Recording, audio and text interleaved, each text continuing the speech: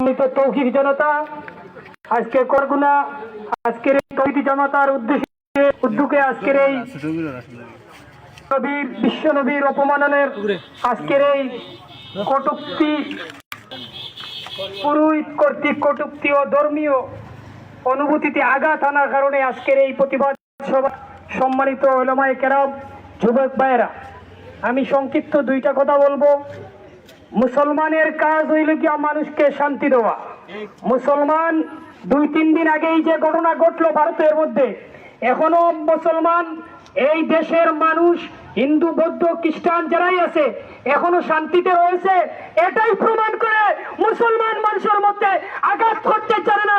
কিন্তু ভারতের আজকের এই পুরোহিত, এই তার নাম পর্যন্ত আমি এই জবান দিয়ে লইতে চাই, এই বড়টাই বেয়াদব মুসলমান মুহাম্মদুর রাসূলুল্লাহ সাল্লাল্লাহু আলাইহি সাল্লাম রে বেয়াদব বলে আখ্যায়িত করতে এত বড় নাস্তিক, অত বড় মুরতাদ, বেঈমান, সে কিভাবে হিন্দু জাতির পুরোহিত হতে পারে?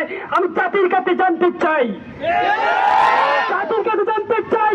আমরা জানি সব জাতির মুরব্বী যারা তারা তাকে নম্র ভদ্র, কিন্তু আজকে এই পুরোহিত তাকে মুরব্বী বানানো হয়েছে তারার জাতি।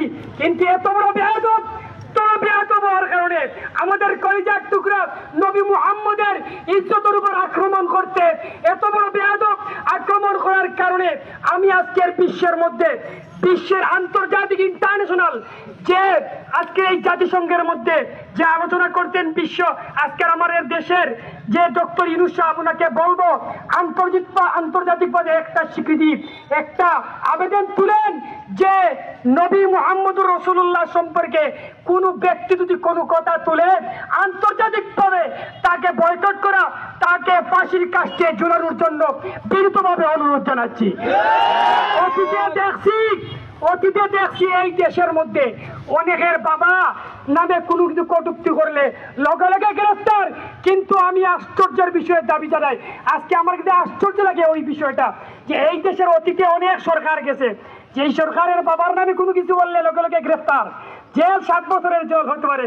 কিন্তু নবী মুহাম্মদের সাল্লাল্লাহু আলাইহি সাল্লাম এত বড় কথা করলে এই দেশের মানুষ আমরা যেন শিক্ষা নিতে পারি যে মুসলমানের কাছ থেকে যদি এই ধরনের যে আজকে আবেদন যে জানাইছি, এই জন্য মুসলমান আমরা যেন সবাই দেখতে পারি, আমাদের আয়াতে দেখতে পারি দেশের মধ্যে যেন এই আইন জারি হয়।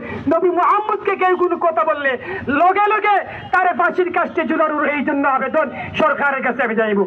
প্রিয় হাজরিন, আমি সময় সংক্ষিপ্ত করছি, আমি আর কথা লম্বা করবো না। যে আমি আমার এখান থেকে এই কথাটা বলতে চাই যে মুহাম্মদুর রাসূলুল্লাহ সাল্লাল্লাহু আলাইহি ওয়াসাল্লাম যেইভাবে কালিয়ালেপন করা হয়েছে, আল্লাহ তাআলা যেন এই জালিমরে যারা সমর্থন করবে তাদেরকেও আল্লাহ তাআলা যেন দুনিয়ার মধ্যে ধ্বংস করে দেন। এই কথা বলে আমি আমার সংক্ষিপ্ত বক্তব্য এখানে শেষ করলাম। ওয়া আখিরু দাওয়ানা আনিল হামদুলিল্লাহ।